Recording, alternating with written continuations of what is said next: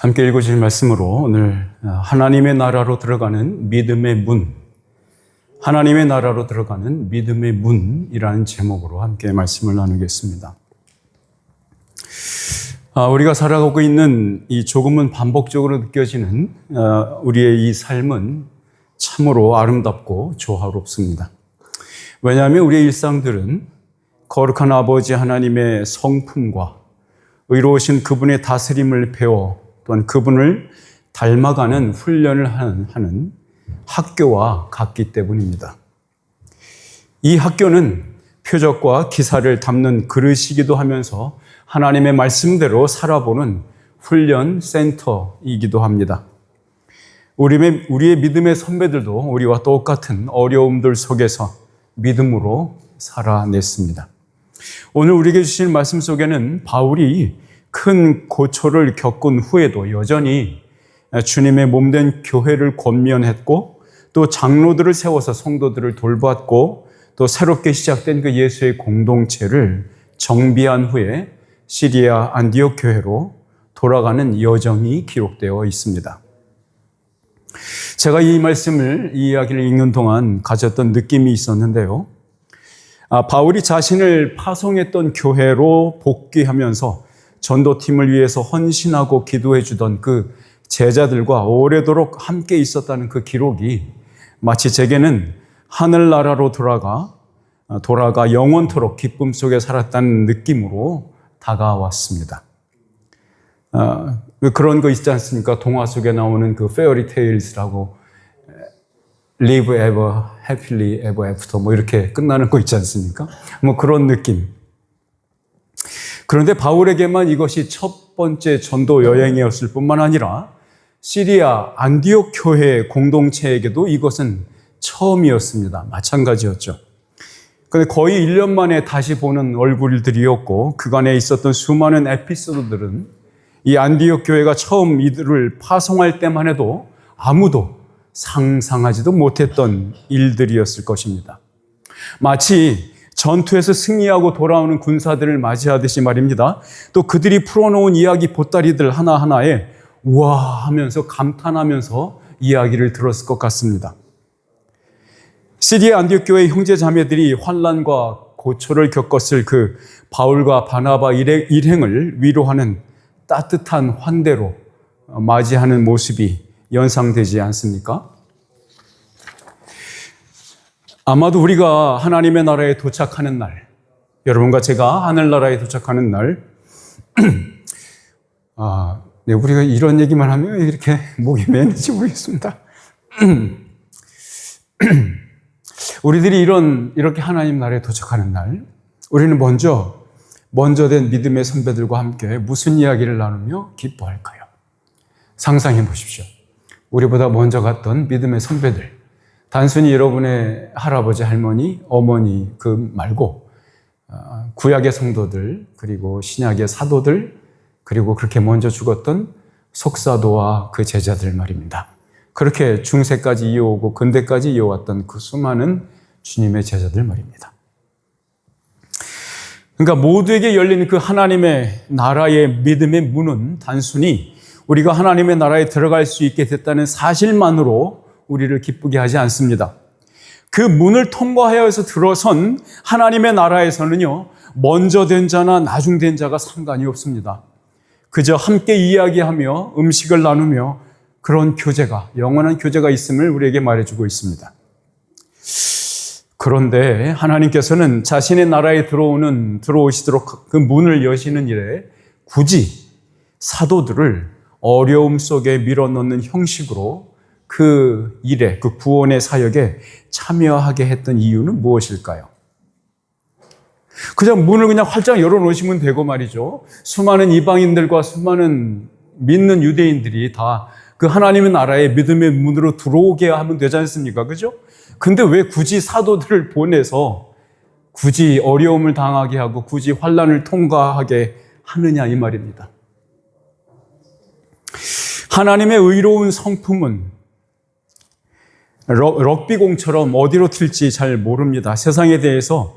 그런데 여전히 하나님께서는 인자하시고 그런 럭비공처럼 어디로 튈지 모르는 세상에 대해서 여전히 오래도록 참고 계십니다. 하나님의 선택은 인간이 본성적으로 가지고 태어나는 성향과는 아주 전혀 상반되는 것으로 이해됩니다. 이 거룩한 신비는 인간이 수만 년 동안 연구해도 다다를 수 없는 겁니다.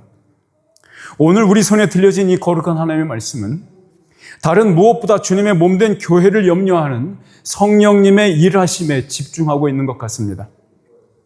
사탄은 두 사도로 하여금 교회가 세워지지 못하도록 무리를 선동해서 바울을 돌로 쳐서 거의 죽게 만들었지만 그것으로는 교회를 보호하시는 그리스도의 관심을 소멸시킬 수 없었습니다. 복음의 불길은 아무리 끄려고 해도 꺼지지 않는 산불처럼 그렇게 조용하면서도 빠르게 번져갔습니다. 사도 바울과 바나바는 시리아 안디옥으로 돌아와서 한숨 돌립니다. 그곳의 제자들과 그간 있었던 일을 보고하면서 함께 기뻐하고 있죠. 이 글을 읽는 이 시간 우리도 그간 숨가쁘게 달려왔던 길을 돌아볼 수 있으면 좋겠습니다. 성도 여러분, 교회의 뿌리 되신 예수 그리스도께서 무한히 베푸시는 그 은혜의 잔을 받아들이시길 바랍니다. 이 말씀을 통해서 형제 자매된 우리가 함께 기쁨의 축배를 나눌 수 있기를 교회의 머리 되신 주님의 이름으로 축원합니다. 아멘. 우리 본문 말씀 19절에서 20절까지의 말씀으로 같이 한번 읽어볼까요? 읽어봅니다. 시작. 유대인들이 안디옥과 이고니온에서 와서 무리를 충동하니 그들이 돌로 바울을 쳐서 죽은 줄로 알고 시외로 끌어내치니라. 제자들이 둘러섰을 때에 바울이 일어나 그 성에 들어갔다가 이튿날 바나바와 함께 더베로 가서, 그러니까 아주 집요하고도 끈질기게 복음을 대적하는 유대인들이 등장하고 있습니다. 이들은 말이죠, 거의 100마일이나 떨어진 그 물리적 거리도 멀다 하지 않고 두 사도를 아주 맹렬하게 뒤쫓아왔습니다. 이 유대인들에 대한 언급이 앞장 바로 13장에 이렇게 기록되어 있습니다.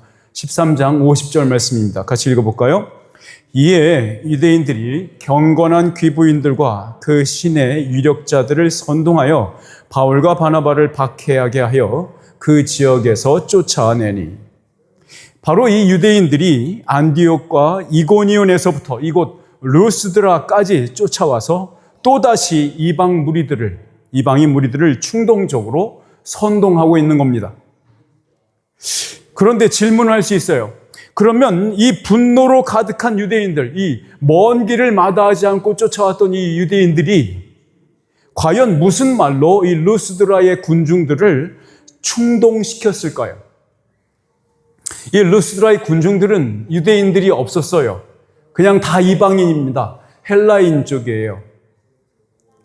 그런데 어떤 이유를 내세웠든지 혹은 그 선동의 내용이 무엇인지는 누가가 기록하고 있지 않습니다.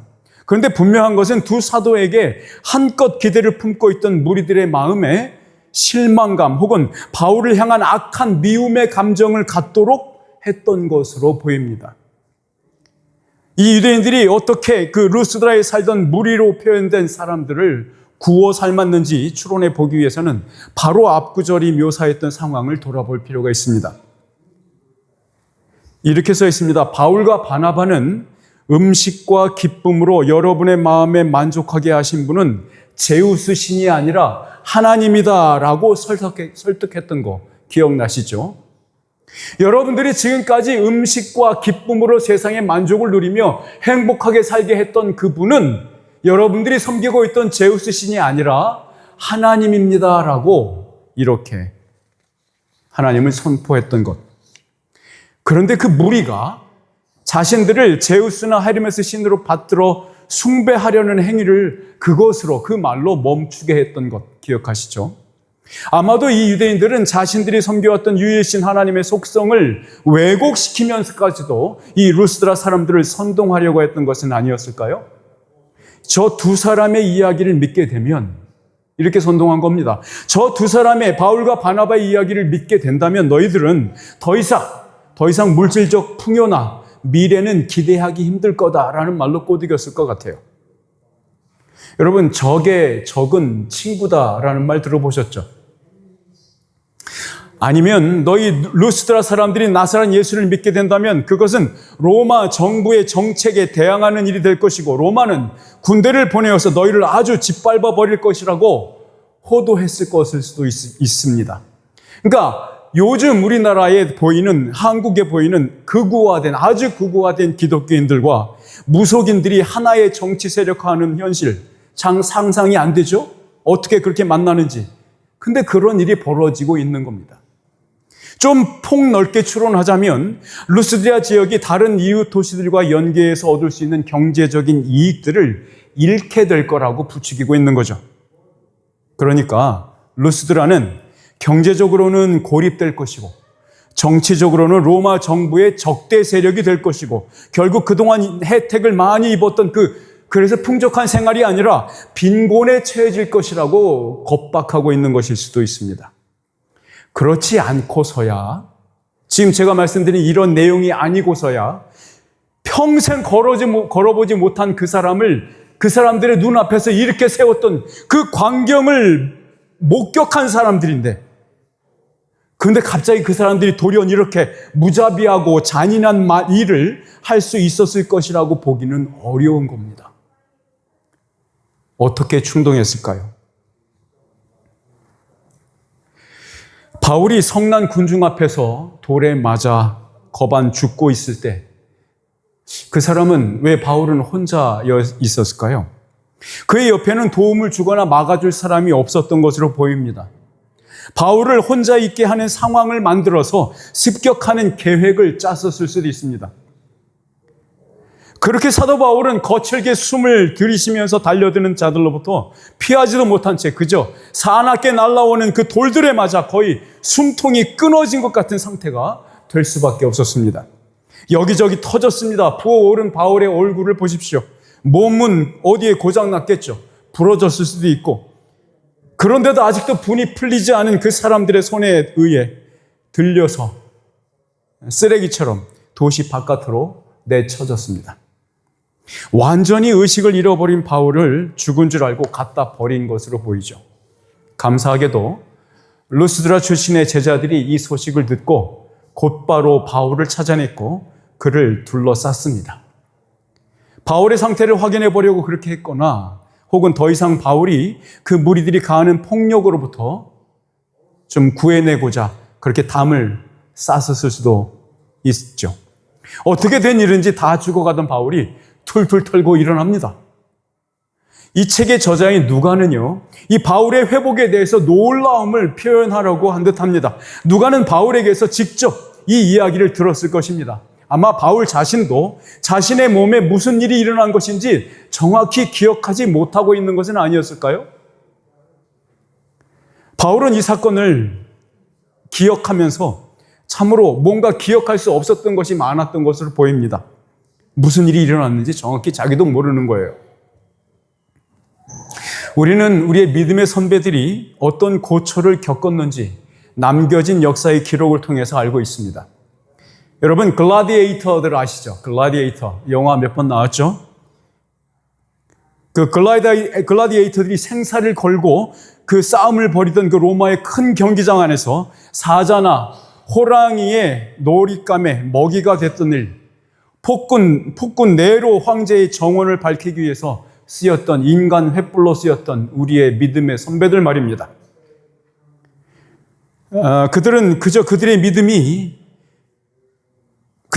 그저 사적이고 혹은 자기 혼자만 믿었던 그런 믿음이 아니었습니다. 바로 그 순교자들의 피가 바로 우리가 함께 예배하는 이 교회의 뿌리인 것입니다. 그들의 믿음은 사적이면서 개인적인 공간에서만 표현되지 않았습니다. 많은 사람들이 모인 곳에서 드러났고 죽음도 개의치 않았어요. 요즘 우리가 사는 세대의 문화는 그리스도인들에게 공공장소에서는 입 다물고 있기를 조용히 있으라고 권하는 세대입니다. 그래서 요즘 더더욱 역차별과 같은 말들이 현재 그리스도인들이 아쉬움을 대변하는 언어가 되고 있죠. 또 요즘에는 정치와 종교라는 서로의 분야에 관여하지 않는 정교 분리라는 생각이 아주 지배적인 것 같습니다. 그러나 이 말로 인해서 오해하지 않으셔야 하는 말이 있습니다. 이 땅의 정치 현장에 하나님의 뜻은 전혀 설 자리가 없다는 뜻으로 오해되고 있다는 것. 그렇게 오해하시는 것은 큰 비극입니다. 우리는 하나님 나라의 백성으로 산다는 것이 세상 나라의 생각과 대척점에 있을 수밖에 없다는 것을 유념하셔야 합니다. 우리는 그리스도인으로서 우리가 속한 이 사회가 지향하는 그 방향성을 성경적인 원리를 통하여 선택할 필요가 있습니다. 기적적으로 다시 정신을 차린 그렇게 일어난 바울은 루스드라 성으로 되돌아갔습니다. 지금 자기를 그렇게 돌로 쳐서 죽였던 많은 사람들이 있는 그곳으로 다시 돌아갑니다. 이튿날 바나바와 함께 더베라는 곳으로 도시를 이동했고 그곳에서 복음을 전했고 많은 사람들을 제자로 삼았다고 기록하고 있습니다. 우리 21절과 22절 말씀을 같이 읽어봅니다. 시작. 복음을 그 성에서 전하여 많은 사람을 제자로 삼고 루스드라와 이고니온과 안디옥으로 돌아가서 제자들의 마음을 굳게 하여 이 믿음에 머물러 있으라 권하고 또 우리가 하나님의 나라에 들어가려면 많은 환난을 겪어야 할 것이라 하고 그 후에 두 사도는 가까운 내륙 도로를 통해서 시리아 안디옥으로 가는 대신에 지금까지 들러서 복음을 전했던 그 모든 도시들을 다시금 방문하고자 삥 둘러가는 길을 선택합니다. 바울과 바나바는 그동안 거쳐왔던 도시들에 생겨난 예수 공동체인 그 교회를 돌아보고 싶었습니다. 먼 길을 마다하지 않고요. 지금까지 걸어온 길을 되돌아가고자 했던 이유가 22절에 분명히 나타나 있습니다. 여러분, 제자들의 마음을 흔들리지 않도록 굳게 하고자 했던 것이 첫 번째 이유로 기록되어 있습니다. 두 번째 이유는 하나님 나라에 들어가는 길에는 많은 환난이 있다는 것을 알려주고 겁내지 말고 듣고 믿은 바에 천착할 것을 독려하고 있는 겁니다. 여러분, 환난이 하나님 나라에 들어가는 조건이 된다는 말은 아닙니다. 오히려 하나님의 보호하심과 인도하심을 강조하려는 말입니다. 환난보다 현 시점의 어려움보다 하나님의 보호하심과 하나님의 인도하시는 능력이 더 크고 더 완전하다는 것을 알려주는 말입니다. 지금 바울과 바나바가 거쳐왔던 것을 방문하고자 했던 것을 다시 한번 보십시오. 그 지역들을 다시 방문할 때에 이전에 겪었던 환난과 고초들을 또 당할 수 있으리라라는 그 예상은 당연히 할 수 있는 거 아니었습니까? 그럼에도 불구하고 왔던 길로 돌아가려는 이 두 사도의 고집은 자기들이 뿌린 그 복음의 씨앗이 얼마나 견실하게 열매로 맺어지고 있는지 확인하고 싶었던 것 같습니다. 그리고 갓 태어난 신생 예수 공동체에 대한 두 사도의 애틋한 사랑과 세심한 배려 때문이었을 것입니다. 그들이 각 교회를 방문하면서 위로하고 권면하는 내용을 기록한 22절, 23절 말씀을 이렇게 제가 바꾸어서 말씀드릴 수 있습니다. 이렇게 말할 수 있어요. 여러분들이 새롭게 시작한 하나님 나라의 여정은 수많은 환난들이 동반될 것입니다. 그러나 여러분, 그 환난들의 마음이 흔들리거나 믿음을 저버리지 않기를 바랍니다. 여러분의 마음에 심겨진 그 예수 그리스도의 마음을 붙잡고 계속 믿음의 여정을 걸어가십시오. 여러분들은 앞으로 우리 두 사도를 보는 것처럼 여기 이 장로로 택함받은 이분들을 존경하고 사랑하면서 이들의 인도함을 따르시기 바랍니다. 라고 말입니다. 그렇게 두 사도는 루스드라와 이고니온 그리고 비시디아 안디옥의 교회들을 돌아보면서 각 교회를 견고케 하기 위해서 목회자를 세웠습니다. 그렇게 각 지역의 제자들을 견고케 한 후에 두 사람은 배를 타고 시리아 안디옥 교회로 돌아옵니다. 지난 1년간 첫 번째 전도 여행을 마치고 돌아온 안디옥 교회에서도 두 사도는 어떤 일을 했는지 다음 구절들이 설명해 주고 있습니다. 26절과 27절 말씀 같이 한번 읽어봅니다. 시작. 거기서 배 타고 안디옥에 이르니 이곳은 두 사도가 이룬 그 일을 위하여 전에 하나님의 은혜에 부탁하던 곳이라. 그들이 이르러 교회를 모아 하나님이 함께 행하신 모든 일과 이방인들에게 믿음의 문을 여신 것을 보고하고, 아마도 누가는 이 안디옥이라는 지명이 계속해서 겹쳐서 등장하는 것 때문에 이 기록을 읽는 사람들이 혼란스러워할 것을 염려했던 것 같습니다. 그래서 두 사도가 복귀한 곳이 시리아의 안디옥 교회인 것을 분명 특별하게 따로 언급하고 있는 것 같습니다. 부연 설명을 어떻게 했냐면 이렇게 합니다. 이곳은 두 사도가 이룬 그 일을 위하여 전에 하나님의 은혜에 부탁하던 곳이라. 이렇게. 그러니까 두 사도가 도착한 시리아의 안디옥 교회가 바로 이 두 사도를 파송한 교회였다고 설명하고 있는 겁니다. 바로 이 안디옥 교회가 기도로 이들을 파송했던 것이고 저들의 사역에 하나님의 은혜가 지속적으로 부어지기를 기도한 대로 놀라운 열매들을 얻었음을 강조하려고 하는 것 같습니다. 이로써 시리아 안디옥 교회에서 주셨던 성령님의 미션이 은혜 안에 완수되었고 그 사역자들 또한 건강하게 복귀했다고 자랑하고 있는 것 같습니다. 여러분, 우리 교회도 이러한 자랑이 많아지면 좋겠습니다. 버밍엄 한인교회에게 주어진 임무들이 은혜로 실행되고 많은 열매들로 자랑할 수 있는 공동체가 될 수 있다면 얼마나 기쁘겠습니까? 바울과 바나바 두 사도는 안디옥 교회의 모든 성도들을 이렇게 불러 모았습니다. 교회 앞에 선교 사역 보고를 하려고 하는 것입니다. 이들의 보고 내용은 크게 두 가지입니다. 하나는 하나님께서 함께 행하신 그 모든 일들에 대해서 말하는 것이고, 둘째는 하나님께서 이방인들에게 믿음의 문을 열어주신 일에 대해서 관해서 이이었습니다.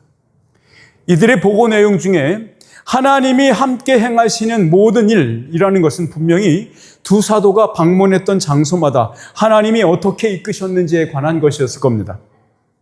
사도행전 13장부터 기록된 이 바울과 바나바의 첫 번째 선교 여행은 여러 가지 주목할 만한 사건들로 많이 구성되어 있죠. 기억하시는 것처럼 구브로 섬에서의 박순무당인 엘루마가 장님이 됐던 일, 그리고 그곳 구브로 섬의 총독이었던 서기오 바울이 예수를 믿게 된 일, 비시디의 안디옥 유대인 회당에서는 열렬한 반응, 그리고 열렬한 핍박, 그리고 이고니온과 루스드라에서의 계속되는 위협들 말입니다. 그리고 루스드라에서 그 안진뱅이가 일어난 사건들 말입니다. 이 두 도시는, 이 두 사도는 사역했던 도시마다 어떻게 열매를 얻었는지 보고했고, 하나님께서 이방인들에게 믿음의 문을 여신 것을 확신에 차서 말하고 있는 겁니다. 이방인의 도시들에 주님의 제자들이 세워졌던 것, 그리고 그들도 우리와 함께 똑같이 구원 백성이 되었다는 것, 이것을 보고하고 있는 겁니다. 그러니까 안디옥 교회를 통해서 이 두 사도가 파송되기 직전의 상황을 한번 연상해서 돌아보십시오. 여러분, 안디옥 교회 성도들 중 누구도, 그리고 바울과 바나바도 성령님의 계획과 의도를 정확히 아는 사람이 한 사람도 없었습니다. 어디로 보내시려고 하는 건지, 가서 무엇을 하려고 하는 건지, 가서 누구를 만나라고 하시는 건지, 성령님의 계획과 의도가 바울과 바나바는 물론이고 안디옥 교회 성도들 모두에게도, 어느 한 사람에게도 정확하고 그림으로 보여준 적이 없다, 이 말입니다. 여러분, 예수님에게 묶여진 인생, 우리들의 인생과 너무도 똑같습니다.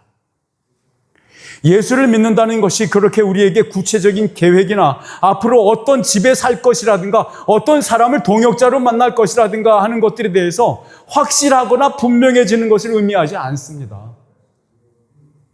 우리는 하나님의 나라의 백성이 된 사실에 대해서는 추호도 의심하지 않지만 그 각 사람이 어떤 길을 선택해야 되는지에 대해서는 불확실하다고 느낍니다. 하나님이 왕이 되시사 그의 백성들을 다스리는 그 나라가 바로 하나님의 나라입니다. 그 하나님의 나라의 백성으로 산다는 것은 믿음의 걸음을 내딛는 것을 말하는 겁니다.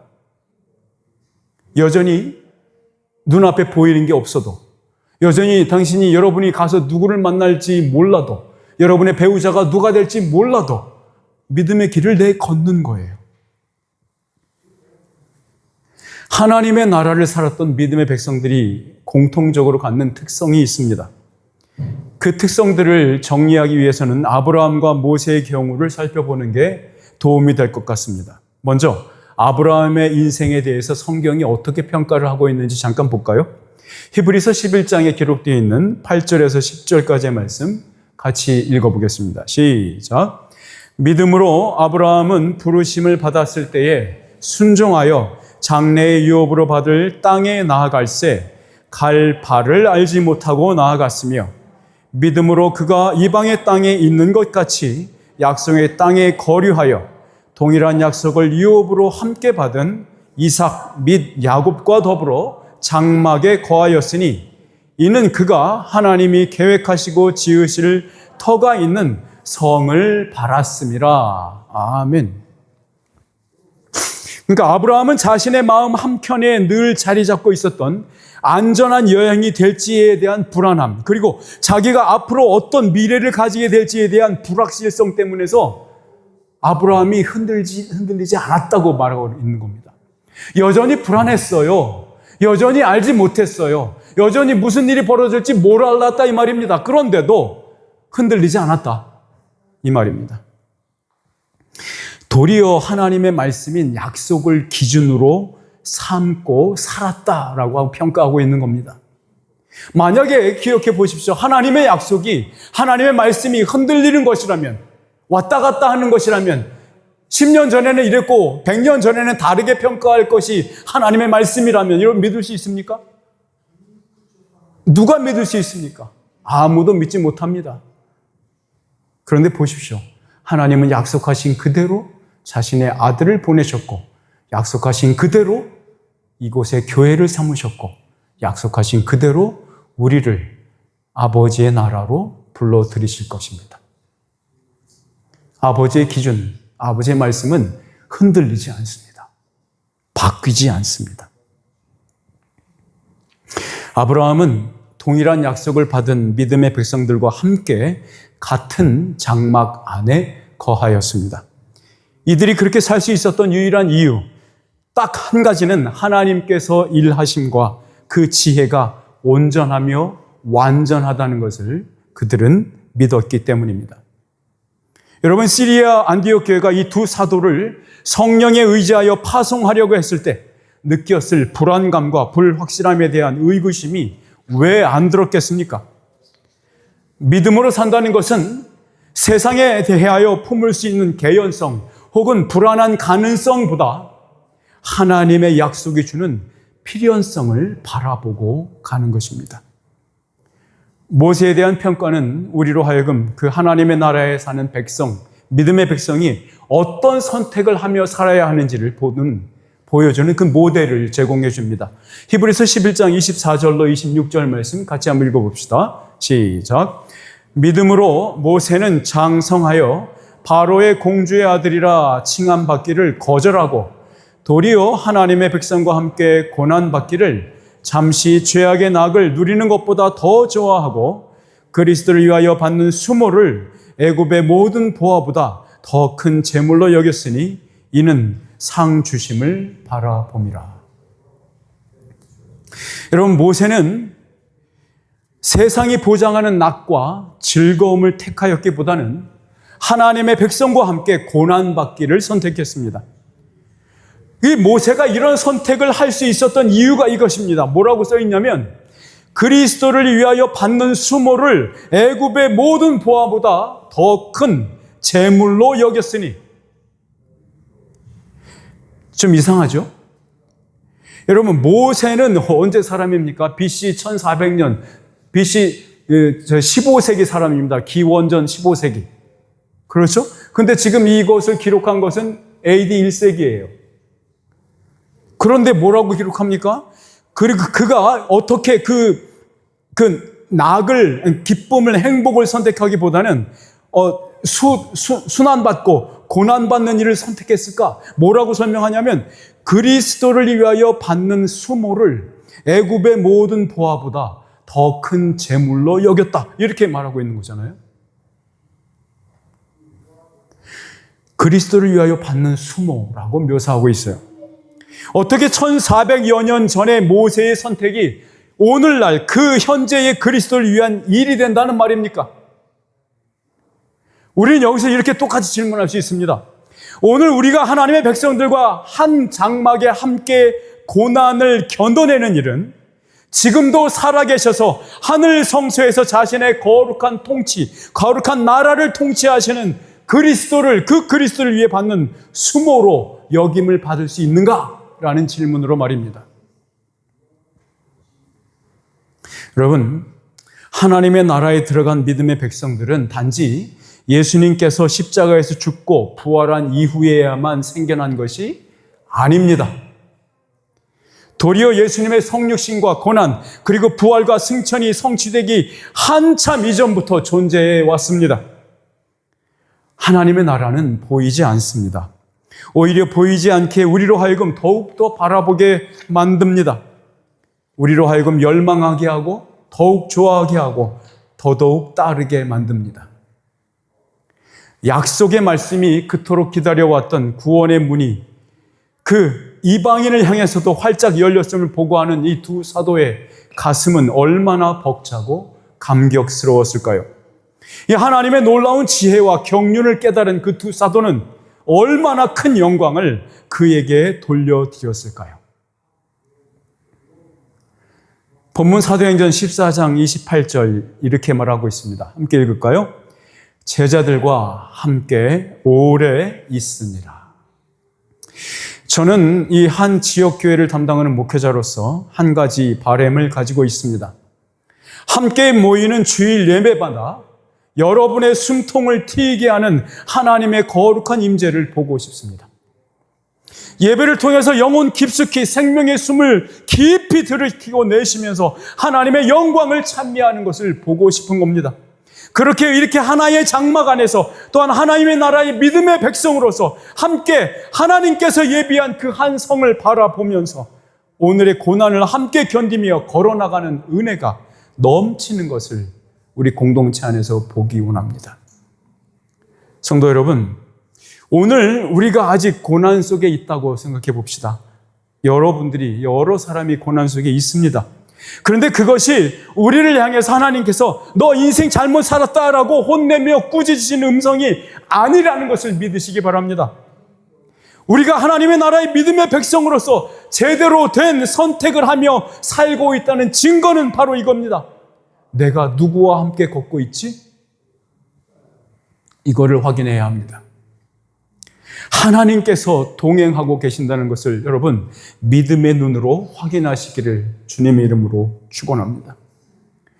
또한 내가 주 안에서 형제 자매된 자들과 함께 내가 어디를 향해 가고 있지? 라는 질문에 보십시오. 열린 믿음의 문으로 들어선 우리가 함께 어깨동무하면서 천성을 향해서 걷고 있지 않습니까?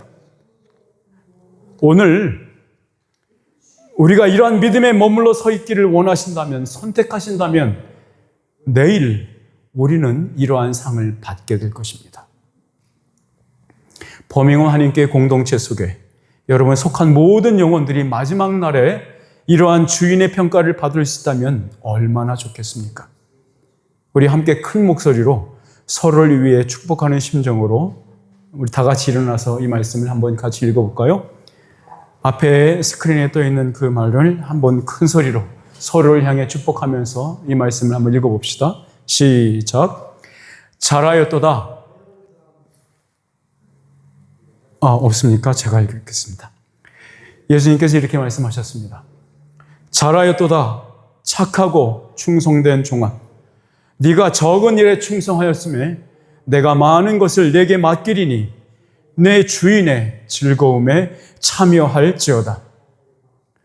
우리 인생의 걸음마다 하나님께서 동행하시며 고비고비마다 우리에게 믿음의 문을 열어주시는 그 은혜가 함께 예비하는 우리 모두의 삶의 현장에 부어지기를 주 예수 그리스도의 이름으로 축원합니다. 아멘. 기도합시다. 사랑이 많으신 아버지 하나님, 하나님께서 함께 하시고 하나님께서 동행하시며 하나님께서 같이 걸어주시고 하나님께서 그 임재를, 그 영광을, 그 은혜를 여전히 부어주시고 있음을 오늘 우리가 확인하게 하여 주시옵소서. 다시 부르짖게 하시고 다시 갈구하게 하시고 다시 아버지 앞에 구할 수 있도록 은혜 베풀어 주시옵소서. 우리의 속마음들이, 우리의 옛 마음들이 사라지고 온전히 주님께서 심어놓으신 그 새 마음으로 새 영을 쫓아 아버지 앞에 나아가게 도와주옵소서. 우리가 공동체 된 우리가 어깨 동무하며 발을 구르며 장단을 맞추며 리듬에 맞춰 함께 걸어가는 주님께서 예비해 놓으신 그 성을 향해서 걸어가는 멋진 공동체로 만들어 주시옵소서. 예수 그리스도 이름으로 기도드리옵나이다. 아멘.